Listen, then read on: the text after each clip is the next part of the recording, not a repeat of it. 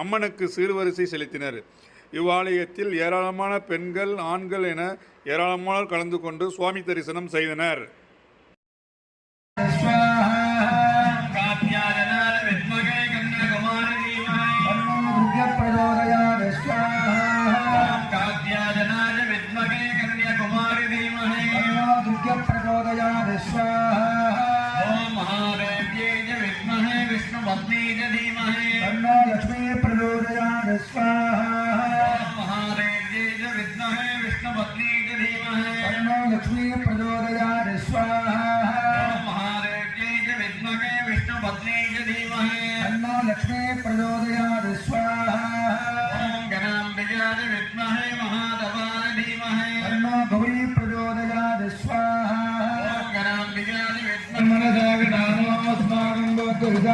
करुणा